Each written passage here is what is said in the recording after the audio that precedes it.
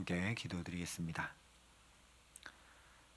아버지 하나님, 오늘도 내게 주님만 가장 존귀히 여김 될 수 있도록 이 첫 시간 주 앞에 불러주시니 감사합니다.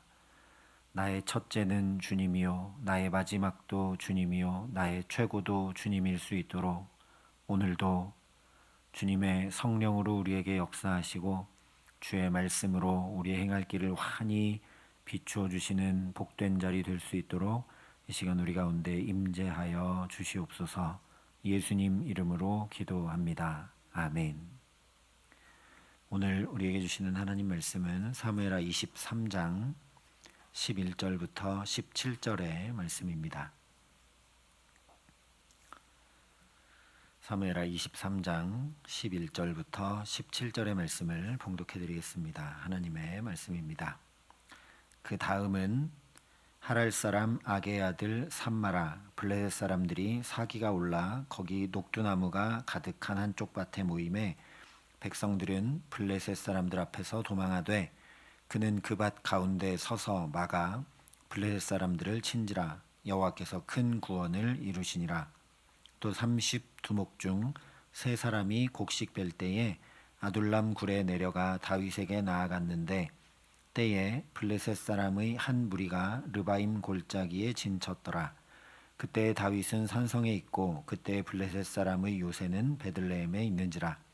다윗이 소원하여 이르되 베들레헴 성문 곁 우물 물을 누가 내게 마시게 할까 하매 세 용사가 블레셋 사람의 진영을 돌파하고 지나가서 베들레헴 성문 곁 우물 물을 길어 가지고 다윗에게로 왔으나 다윗이 마시기를 기뻐하지 아니하고 그 물을 여호와께 부어드리며 이르되 여호와여, 내가 나를 위하여 결단코 이런 일을 하지 아니하리이다. 이는 목숨을 걸고 갔던 사람들의 피가 아니니까 하고 마시기를 즐겨하지 아니하니라. 세 용사가 이런 일을 행하였더라. 아멘. 하나님 나라가 어떤 특출난 사람에 의해 이루어지는 것이 아니라 같은 믿음을 견지하는 성도들이 함께 이루어가는 것임을 반복하고 강조하기 위해 23장에 다시 한 번 더 다윗의 용사들의 명단을 말씀합니다. 더 나아가서 하나님도 홀로 하나님 나라를 이루시는 것이 아니라 바로 연약하고 부족한 우리를 통해 그러나 전심으로 주를 의지함으로 행하는 우리와 함께 하나님 나라를 이루어 가심을 이 용사들의 활약과 명단을 통해 말씀해 줍니다. 달리 말하면 믿음을 고백하는 우리 한 사람 한 사람이 하나님 나라의 마지막 보루와 같기 때문에 하나님께서 얼마나 귀히 여기시며 함께 하시는지를 알게 하는 말씀임을 함께 살펴봤습니다. 이어지는 오늘 말씀도 우리가 어떻게 하나님 나라의 마지막 보루로 살아갈 수 있는지를 이 용사들의 이야기를 통해 전해줍니다. 11절과 12절이 전하는 용사 삼마의 이야기와 13절 이하의 세 용사 이야기가 다른 얘기 같은데 같은 중심의 믿음의 마지막 보루라는 내용이 담겨 있습니다. 먼저 11절에 그 다음은 하랄 사람 아게의 아들 삼마라 블레셋 사람들이 사기가 올라 거기 녹두나무가 가득한 한쪽 밭에 모임에 백성들은 블레셋 사람들 앞에서 도망하되 말씀을 합니다. 우리 성경에는 녹두라고 되어 있는데 같은 이야기를 기록한 역대상 11장을 보면 이 곡식은 보리였습니다. 블레셋 사람들이 사기가 올라서 보리가 가득한 밭을 약탈하려고 이스라엘에 쳐들어왔다는 거죠. 그러자 이스라엘 백성들이 패잔병처럼 모두 다 도망합니다. 논리적으로 생각하면 곡식 보리 좀 지키려다가 내 생명 잃는 것 어리석은 일이니 도망가는 게 맞아 보입니다. 하지만 삼마는 그 밭 가운데 서서 막아 블레셋 사람들을 쳤다고 말씀합니다. 다른 사람들은 다 도망갔지만 삼마는 홀로 남아서 결사항전으로 블레셋 사람들을 대항하여 싸웠다 말씀하지 않고 그 밭 가운데 서서 막았다 이렇게 말씀을 하고 있습니다.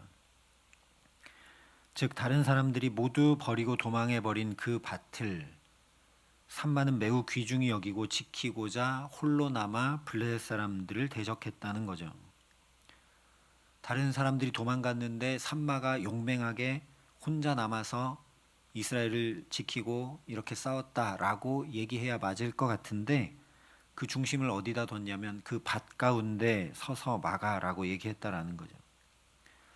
삼마가 왜 이렇게까지 행했는가? 그 답을 예수님께서 말씀해 주신 밭에 감추인 보화 비유를 통해 찾아볼 수 있습니다. 예수님의 비유를 보면 그 주인도 자기 땅을 소작이나 맡길 뿐 아니라 자기 소작인이 그 땅을 사겠다고 했더니 냉큼 팔아버릴 만큼 하찮게 여기던 땅인데, 이 소작인은 자기 전 재산을 팔아서 아예 그 밭을 다 사버립니다. 이유는 거기에 감추어져 있는 보화 때문이죠. 그렇기 때문에 천국은 마치 밭에 감추인 보화와 같다, 예수님 말씀하신 것입니다. 거기 감추어진 보화가 주인도 하찮게 여기는 그 밭을 귀하게 만들고 전 재산을 다 투자할 만한 가치가 있게 했던 것과 마찬가지로, 다른 사람들은 다 버리고 도망한 그 밭을 삼마가 목숨 걸고 지켰던 이유는 그 땅이 바로 하나님 주신 기업이었기 때문입니다. 그냥 우리가 농사 짓고 보리 거두고 하는 그런 정도의 땅이 아니라 하나님 주신 하나님의 땅이었다라는 거죠. 하나님의 이름이 있는 귀하고 귀한 땅이었기 때문이고, 결코 이방 블레셋 사람들에게 그 땅을 넘겨줄 수 없었기 때문에 그 땅에 두 발을 굳게 디디고 서서 홀로 막았다라는 겁니다. 하나님 주신 유업이기 때문에 한치라도 뺏길 수 없어서 목숨 걸고 지켰다라는 이야기입니다. 그러니 마지막 보루라는 것이 배수의 진을 친 결사항전을 말하는 것이라기보다는 결코 타협하지 않으려는 의지, 어떻게든 하나님의 말씀, 하나님 나라의 가치를 지키려는 강한 의지를 말씀하는 것입니다. 자기의 목숨보다 하나님 나라가 귀하고 복됨을 분명히 알았기 때문에, 거꾸로 얘기하면 하나님 주신 기업이 무너지면, 하나님의 이름이 무너지면, 하나님 나라가 무너지면 내 삶도 다 무너진다라는 걸 분명히 알았기 때문에 결코 삼마가 물러설 수 없었던 것이라는 이야기입니다. 이어지는 세 용사의 이야기도 같은 맥락에서 말씀합니다.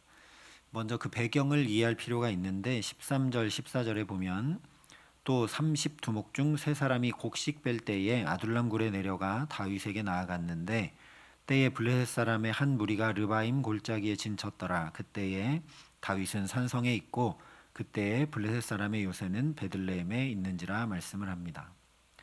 이 말씀은 다윗이 블레셋과 전쟁 중에 있었던 것이 아니었다라고 알려주고 있는 말씀입니다. 왜냐하면 다윗이 아둘람 굴에 있었을 때는 사울의 추격을 피해 도피하던 시절이기 때문입니다. 그러니까 블레셋은 곡식을 약탈하려고 사울의 군대와 전쟁 중이었지 다윗과 그 무리들과 전쟁한 것이 아니라는 겁니다. 그렇기 때문에 세 용사가 블레셋이 점거하고 요새를 만든 베들레헴에 들어가서 물을 길어올 수 있었던 것이라는 얘기입니다. 전쟁 중이었다면 그렇게 하기 매우 어려웠겠죠. 그러니까 블레셋 입장에서 볼 때는 이 물떠간 세 용사가 그냥 가난한 도적대 정도에 불과했지 자기들이 맞서 싸울 그런 강대한 적이 아니었다라는 겁니다. 그렇다 하더라도 어쩌면 또 그렇기 때문에 이 세 용사의 행동은 더 이해하기가 어렵습니다. 왜냐하면 15절 이하에 말씀하는 것처럼 다윗이 이 용사들에게 물 좀 떠와라 명령한 것이 아니라 거의 그냥 혼잣말처럼 계속 사울의 추격을 피해 도망다니고 있었으니 얼마나 고향 생각이 났겠습니까? 그래서 거의 혼잣말처럼 우리 집 옆에 그 베들레헴 성 곁에 그 우물물 한 잔 먹고 싶다 이렇게 넋두리처럼 얘기한 것인데, 자기 목숨을 걸고 블레셋 진영 한가운데를 들어가 물을 길어 왔기 때문입니다. 물론 그 정도로 충성스러운 용사들이었다는 말씀이지만 너무 맹목적인 충성처럼 보이는데 성경이 많고 많은 이야기들이 있었을 텐데도 불구하고 굳이 이런 이야기를 그것도 사무엘하 결론부에 전하고 있는가 의문이 들게 됩니다. 그래서 이 세 용사의 이야기가 앞선 삼마의 이야기에 곧바로 이어지고 있는 겁니다. 이 세 용사도 삼마가 그랬던 것처럼 목숨보다 하나님 나라를 가장 귀히 여겼기 때문에 물을 길러온 것이라는 말씀입니다. 다윗이 그냥 우리의 왕이고 우리의 주군이고 이런 정도가 아니라 하나님의 사람이고 하나님 세우신 하나님의 기름 부은 받은 자인 것을 이 세 사람이 분명히 알고 하나님의 이름을 존귀히 여겼기 때문에 이 일을 행했다라는 거죠. 사실 학자들에 의하면 이 이름 없는 세 용사는 아마도 바로 앞에 이야기한 요셉, 바세벳, 엘르아살, 삼마일 것이라고 얘기합니다. 그도 그럴 것이 곧바로 이야기가 이어지고 있고 이야기의 배경도 동일하게 블레셋과의 전투 그리고 블레셋이 곡식을 약탈하는 이야기이기 때문입니다. 그리고 18절에 가서야 다른 세 사람들의 이야기가 나오고 있고 역대상 11장에 보면 세 용사도 첫째와 둘째로 이렇게 구분해서 말씀을 하고 있기 때문입니다. 그러니까 이 이야기는 다윗 한 사람을 위한 충성이 아니라 하나님 나라를 세워가기 위해 자기들의 목숨도 아끼지 않은 믿음의 용사들의 얘기라는 거죠. 실제 동일하게 이 세 용사의 이야기를 전하는 역대상 11장을 보면 다윗에게 있는 용사의 우두머리는 이러하니라. 이 사람들이 온 이스라엘과 더불어 다윗을 힘껏 도와 나라를 얻게 하고 그를 세워 왕으로 삼았으니 이는 여호와께서 이스라엘에 대하여 이르신 말씀대로 함이었더라 이야기합니다. 그러니까 이 세 용사가 온 이스라엘과 더불어 다윗을 힘껏 도와서 나라를 얻게 하고 왕으로 삼았는데 그것이 어떤 정치적 목적이나 또는 오늘로 얘기하면 선거에서 대통령 되도록 열심히 참모로 도와서 나도 어떤 자리 하나 차지하려는 어떤 개인적 목적이나 욕망이나 소망을 위한 것 또는 아까 말씀드린 대로 그냥 맹목적인 충성을 위한 것이 전혀 아니라 하나님께서 이스라엘을 향해 하신 말씀대로 행한 것이라는 이야기입니다. 이것을 깨달아 안 다윗이 자기가 그렇게 마시고 싶어 했던 고향의 우물물 마시기를 기뻐하지 않고 그걸 다 그냥 하나님 앞에 부어드립니다. 용사들이 목숨 걸고 떠왔는데 그냥 버렸다라는 것이 아니라 하나님 앞에 다 부어드립니다.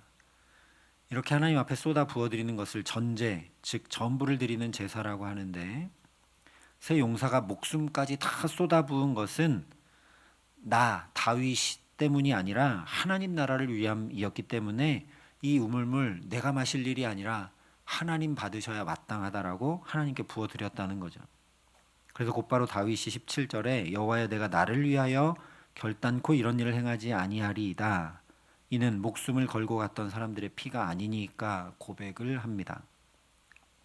그러니까 정리하자면 하나님 나라는 나를 위하여 결단코 이런 일을 하지 아니함으로 세워지는 나라가 하나님 나라입니다. 성경에서 말씀하는 우상의 본질이 나를 위해 행하는 것임을 생각한다면 바로 내 안에 하나님보다 높아진 모든 것, 나의 유익과 만족을 위해 붙잡고 이루려 하던 것들을 무너뜨릴 때 비로소 거기 하나님 나라가 세워져 간다라는 거죠. 더 적극적으로 말해본다면 새 용사들처럼 하나님 나라를 목숨보다 귀히 여길 줄 알기 때문에 아니 하나님 나라가 이루어지면 얼마나 복되고 행복한지 분명히 알기 때문에 기꺼이 마땅히 하나님의 말씀만을 준행하게 될 때 거기 하나님 나라가 세워져 간다라는 말씀입니다. 이렇게 사셨던 분이 우리 예수님이시죠. 사탄이 아무리 개인적 유익과 명성과 적당한 타협으로 그 능력 가지고 당신의 나라를 세워라, 당신의 뜻을 이루어가라 시험해도 예수님은 결단코 그런 일을 하지 않으시고 오직 하나님의 말씀으로 사는 것이다 라고 선포하시면서 사탄의 나라가 아니라 하나님 나라를 세우셨습니다. 또 예수님은 단 한 번도 자기를 위해서는 기적이나 능력을 전혀 사용하지 않으시고 오직 하나님 나라가 무너진 삶들을 찾아가셔서 눈물을 닦으시고 배고픔을 채우시고 아픔을 치유하시고 소외를 참여와 포용과 함께함으로 바꾸셨습니다. 무엇보다 온 삶과 생명까지 모두 십자가에 다 쏟아부으시며 말 그대로 전제를 드림으로 온전한 하나님 나라를 우리에게 주신 분이 예수 그리스도이십니다. 그러니 이 예수님 뒤따라 오늘도 하나님 나라 세워가는 저와 여러분 될 수 있기를 바랍니다. 내가 스스로 굳게 결단해서 나를 위한 욕망을 무너뜨리기 위해 애쓰고 내 시간과 건강과 물질과 힘을 나누고 다른 이들의 삶을 세우기 위해 힘쓰고 내 삶을 전제처럼 오직 하나님 위에 다 쏟아붓는 그런 모습을 뒤따르는 것 넘어서서 무엇보다 오늘 이 세 용사들처럼 예수님처럼 하나님 나라가 얼마나 복되고 얼마나 귀하고 얼마나 행복한 것인 줄 깊이 깨달아 아는 그 은혜를 구하고 따르는 우리 모두가 되게 하시기를 간절히 기도합니다. 하나님 나라가 무너지면 내 삶이 어떻게 될지 분명히 알기 때문에, 하나님 나라가 세워지면 내 삶이 얼마나 복되고 행복할지 분명히 알기 때문에 기꺼이 자연히 즐거이 주의 말씀 따라가게 하시는 은혜 더해 주시기를 간절히 소망합니다.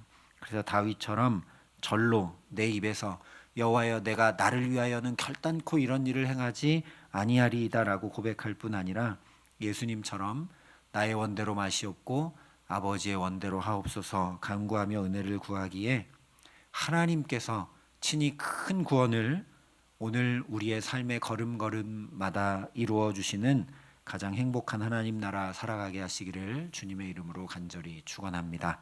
함께 기도하시겠습니다. 아버지 하나님, 오직 하나님 나라 자체이신 주 예수 그리스도만 존귀히 여기는 그런 삶을 오늘도 살기 원하여 주 앞에 엎드려 은혜를 구합니다. 내 계획보다, 내 뜻보다, 내 원함과 바램보다 그 어떤 것보다도 예수님만 내게 가장 귀하기 때문에, 그 예수님이 이루어 주시는 하나님 나라가 가장 복되고 귀하기 때문에 내가 다른 것들은 배설물처럼 여기고 오직 주의 말씀을 준행하고 따르는, 즐거이 그 말씀 따라가는 복된 날을 살아감에 부족함 없도록 이 기도의 시간 우리를 성령으로 붙들어 주시고 가르쳐 지도하여 주시고 함께 하시고 역사하여 주시옵소서. 이제는 주 예수 그리스도의 은혜와 하나님의 사랑과 성령님의 교통하심이 여기 머리 숙여 하나님 이루어 주시는 하나님 나라가 가장 복되고 귀한 것 깊이 깨달아 알기에 그 하나님께서 내게 이루어 주시는 하나님 나라를 오늘도 살기를 소원하고 결단하는 여기 모인 모든 주의 성도들과 사랑의 빛교회 모든 교우들과 이 나라 이 민족과 이 귀한 복음을 오늘도 세계 만방에 전하시는 선교사님들 가운데 이제로부터 영원토록 함께 하시기를 간절히 축원하옵나이다. 아멘.